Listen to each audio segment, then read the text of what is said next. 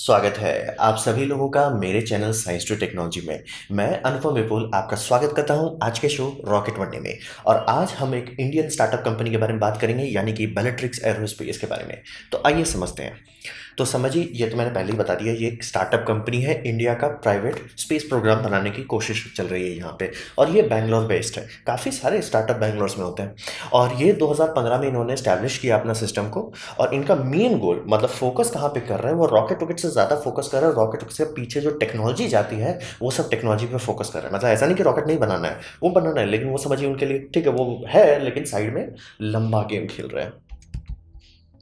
अब बात करते हैं कि ये मार्केट में ला क्या रहे हैं। सक्सेसफुल होने के लिए प्राइवेट कंपनी बनने कुछ तो लाना पड़ता है मार्केट में। जैसे स्पेस एक्स ने लाया, भैया सस्ता रॉकेट को उठा दिया।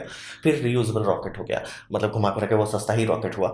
तो ये क्या ला रहे हैं मार्केट में? ये मार्केट में ला रहे हैं दो खास तौर का सिस्टम। इनका सिस्टम है चेतक से एक स्मॉल सैटेलाइट व्हीकल है। जैसे ISRO small satellite launch vehicle बना रहा है, जैसे इलेक्ट्रॉन रॉकेट एक स्मॉल सैटेलाइट व्हीकल है, वैसे ये भी एक स्मॉल सैटेलाइट लॉन्च व्हीकल ला रहे हैं मार्केट में। और ये उनका, ये तो मेन पार्ट हो गया जो आम आदमी समझता है। दूसरा जो लंबा गेम है वो है सैटेलाइट प्रोपल्शन ऑप्शंस दे रहे हैं।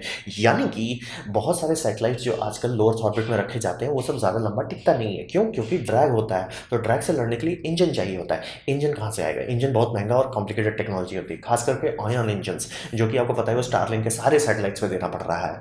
और आईएसएस के केस में भी उसको रीबूस्ट करना पड़ता है। प्लस जियो स्टेशनरी सैटेलाइट्स जो होते हैं, जिससे आपका दूरदर्शन, टीवी, ये सब आ रहा है, ये सब के लिए भी बहुत थ्रस्ट लगते हैं सैटेलाइट में। रॉकेट से छोड़ दिए, रॉकेट के बाद सैटेलाइट में छोटे छोटे रॉकेट रहते हैं जो इसको मतलब मेंटेन करते हैं ऑर्बिट को। तो ये लोग उस पर भी ध्यान दे रहे हैं कि ठीक है, सिर्फ रॉकेट पे ध्यान दे रहे हैं। मतलब एक तरह से आप कह सकते हो रॉकेट इनका शॉर्ट टर्म गोल है, लेकिन सैटेलाइट प्रोपल्शन इनका मेन ब्रेड एंड बटर है। और इनका टोटल, मतलब ये लोग जो काम कर रहे हैं ये करना क्या चाहते हैं, मतलब आखिरी में फ़ायदा क्या होगा? आखिरी में फ़ायदा इनका ये बैरियर टू एंट्री घटाना चाहते हैं। यानी कि जैसे मान लीजिए कल को एक ग्रुप बोलता है, स्कूल का ग्रुप तैयार हो जाता है, स्कूल थोड़ा नीचे हो गया, समझिए थोड़ा यूनिवर्सिटी तक आ जाते हैं। यूनिवर्सिटी ग्रुप में हमें क्यूब सैट लॉन्च करना है, तो ये उनको बहुत कम पैसे में ये करने दे देंगे। मतलब आइडिया ये है कि एक प्राइवेट यूनिवर्सिटी ये सब आंख मूंद करके अफोर्ड कर सके। तो वही समझिए बैरियर टू एंट्री की, मतलब कितना बड़ा रकम आपको लाना होगा, कितना बड़ा कैपिटल इन्वेस्टमेंट करना होगा, वो एकदम कम करना चाह रहे हैं। प्लस ऐसा भी नहीं है कि सिर्फ आपने सैटेलाइट भेज दिया, मतलब अगर लो अर्थ ऑर्बिट में, बहुत लो अर्थ ऑर्बिट में रहा तो मतलब एक साल भी नहीं ठीक से टिक पाता है। तो उस केस में ये लोग प्रपोर्शन दे रहे हैं, तो प्रपोर्शन के चलते वो 1-2 साल से लेकर 5-6 साल तक टिक पाएगा। तो यही ये मार्केट में ला रहा है, एक छोटा सैटेलाइट लॉन्च व्हीकल, सैटेलाइट का प्रोपल्शन सिस्टम, और ये सारे का दाम इतना अफोर्डेबल हो रॉकेट के हिसाब से कि गाड़ी तुरंत खुल सके। इनका टारगेट एम है $2 मिलियन के आसपास का।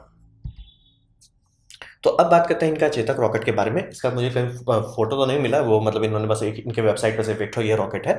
और ये इनका टारगेट है 150 kilogram to 700 kilometre sun synchronous orbit. तो मतलब ये छोटा ही है, ये कोई फाल्कन 9 के कंपेयर में नहीं है। ये मतलब ज़्यादा समझिए फाल्कन 1 से भी कम ही पावर का है, और इंडिया का स्मॉल सैटेलाइट लॉन्च व्हीकल से थोड़ा कम पावर का है। लेकिन ये 2 स्टेज रॉकेट है, जो कि काफ़ी अच्छी बात है। जैसे PSLV 4 स्टेज तक चला जाता है, ये वैसा नहीं है, ये सिर्फ 2 स्टेज का है। और ये लिक्विड मीथेन और लिक्विड ऑक्सीजन पे चलता है। ये इनका सबसे बम बात है। दूसरा भी कंपनी है इंडिया में जो काम करे, लेकिन वो सॉलिड बूस्टर्स बना रहे हैं। सॉलिड बूस्टर बम चीज होता है वेपन्स कॉन्ट्रैक्ट्स के लिए, ICBMs के लिए, सरफेस टू एयर मिसाइल्स के लिए। स्पेस के लिए उतना अच्छा नहीं होता है, लेकिन ये लोग लिक्विड पे जा रहे हैं, तो ये बहुत अच्छी बात है। तो लिक्विड में तो आपको पता है मीथेन और ऑक्सीजन इस्तेमाल कर रहे हैं। तो इंजन कौन सा है? तो इंजन ये खरीद रहे हैं रिलेटिविटी स्पेस से। और इस इंजन का नाम अगर आप जानना चाहते हैं तो इसको एऑन इंजन कहते हैं। तो एऑन इंजन फर्स्ट स्टेज में ये लोग 4 ठो लगा रहे हैं।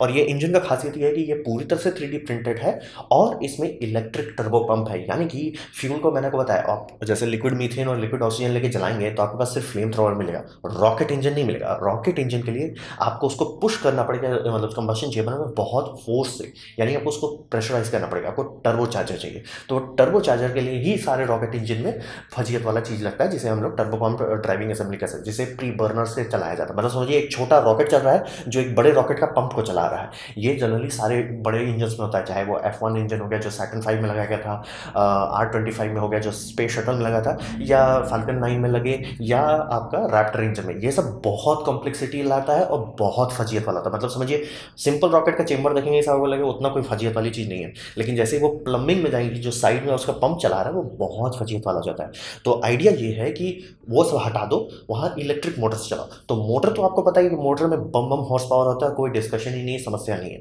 मोटर पावर देगा। अब फिर समस्या आ जाती है कि भैया मोटर को चलाओगे कैसे, तो यहाँ पे बैटरी का इस्तेमाल हो रहा है।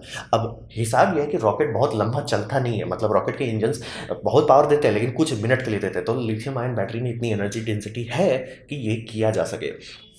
तो वही हो रहा है, 3D प्रिंट कर रहे हैं इंजन ताकि फटाफट प्रिंट हो, टर्बो पंप से चला रहे हैं ताकि फजीयत वाला पाइप का हज़ार को इधर उधर फजीयत ना लगे, और ये सब एकदम क्विक सिंपल इफिशिएंट हो जाए। और इसका मेन इनका फ़ायदा ये होगा कि ये मतलब समझिए इलेक्ट्रॉन रॉकेट जैसा ही है, लेकिन मेथनॉल का इस्तेमाल करने से इनको काफ़ी क्लीन सिस्टम मिल जाएगा, मतलब इंजन पे ज़्यादा मेहनत नहीं करना पड़ेगा। तो यही है, मतलब ये इंजन खरीदेंगे, अपना चैसी में डालेंगे, चैसी ये लोग बना रहे हैं कार्बन फाइबर से, और उसके बाद ये रॉकेट को लॉन्च करेंगे। यही इनका मेन गोल है, मतलब चेतक में। तो मैंने बताया चेतक तो इनके लिए मतलब एक मतलब समझिए एक इन्वेस्टमेंट है। दूसरा इन्वेस्टमेंट जो इनका मतलब लॉन्ग टर्म इन्वेस्टमेंट है वो है सैटेलाइट प्रोपल्शन। यहाँ पे ये लोग काफ़ी सारी चीज़ पे काम कर रहे हैं, लेकिन जिसके बारे में अभी ये सबसे आगे चल रहा है कि ये अब हो गया डेवलपमेंट, इसे हम लॉन्च करने वाले हैं कुछ जल्दी ही, माइक्रोवेव इलेक्ट्रोथर्मल थ्रस्टर्स।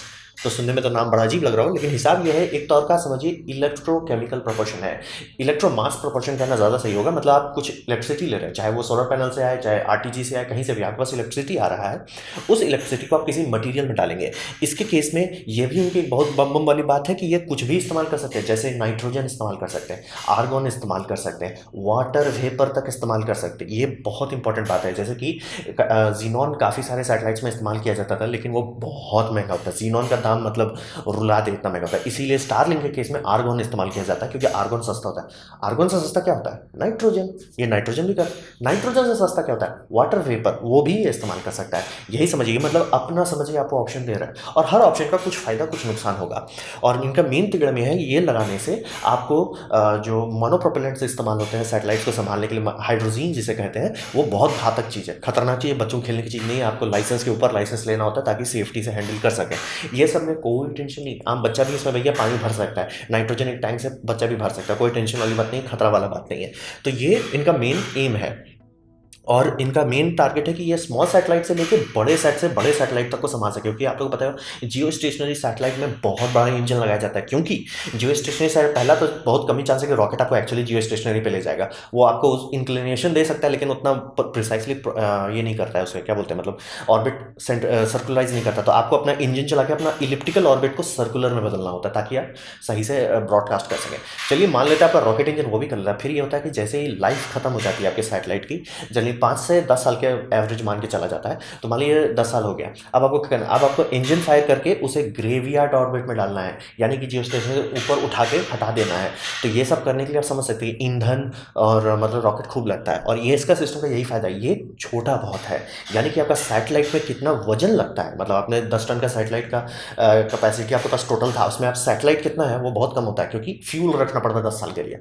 तो यही वो छोटा कर रहे हैं कि वो 10 साल का फ्यूल टैंक जो है बहुत छोटा हो जाए, और सिर्फ सोलर पैनल से एनर्जी खाए। तो अब आप बोलोगे कि वो सोलर पैनल भारी नहीं हो जाएगा? हाँ भी और नहीं भी। ये आप समझिए, ये सब कंपेयर किया जा रहा है 10 साल पहले के सिस्टम से। 10 साल के पहले के सिस्टम में इलेक्ट्रॉनिक्स उतने इफिशिएंट नहीं थे जितने आज हैं, और प्लस सोलर पैनल भी अब ज़्यादा इफिशिएंट हो गया। तो मतलब सेम वजन में ये हर मामले से प्रॉफिटेबल हो जा रहा है।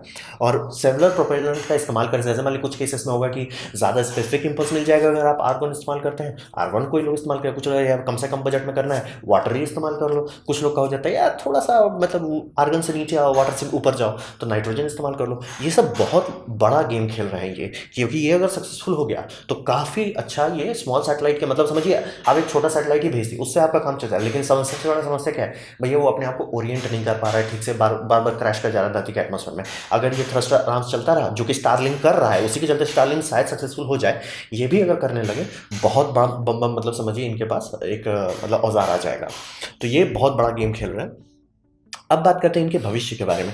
तो यहाँ पे समझिए इनका ये देख के तो मुझे अच्छा लगा, मतलब अजीब था कि मतलब ये रॉकेट इंजन खरीद रहे हैं। पता चला आजकल इतनी बड़ी कंपनी बन गई है, इतने डिमांड्स होने लगे, बहुत सारी कंपनी ये सब आउटसोर्सिंग कर रही है। लेकिन ये लंबा गेम जो खेल रहे हैं कि भैया ये रिसर्च एंड डेवलपमेंट में जो लंबा गेम खेल रहे हैं ये बहुत बड़ा फ़ायदा साबित हो सकता है। और इनका मेन डिफरेंस ये है कि ये सिर्फ इसरो से बात नहीं कर रहा है, ऐसा नहीं कि सिर्फ इसरो से इनका काम चल रहा है, ये डीआरडीओ से भी काम कर रहे हैं, क्योंकि डीआरडीओ को मिलिट्री सैटेलाइट लॉन्च करना होता है, उनका रिक्वायरमेंट अलग होता है, तो वो उसमें भी काम कर रहे हैं। तो ये समझ रहे मतलब दोनों हाथ से ये लपके हुए हैं। और ये इनका R&D जो मैंने आपको बताया माइक्रोवेव थ्रस्टर्स पे, वो तो खुल चुका है, वो गाड़ी खुल चुकी है। दूसरा हॉल इफेक्ट थ्रस्टर्स, जो कि मतलब ऐसा नहीं है कि कभी इस्तेमाल नहीं हुआ, ये सब इस्तेमाल हो चुका है अंतरिक्ष में, लेकिन बहुत महंगा टेक्नोलॉजी, इस पर भी काम कर रहे हैं। प्लस इसका बड़ा भाई मैग्नीटो प्लाज्मा डायनामिक थ्रस्टर जो सबसे पावरफुल का है, उस पर भी रिसर्च कर रहे हैं। मतलब समझिए ये ऐसा नहीं है कि 2G बना रहे हैं आपको लाने के लिए, ठीक है, 2G बना रहे हैं, मार्केट में रेडी रखे हैं, 3G पे काम चल रहा है, 4G का भी व्यवस्था करके रखे हुए हैं। तो ये लंबा गेम खेल रहे हैं।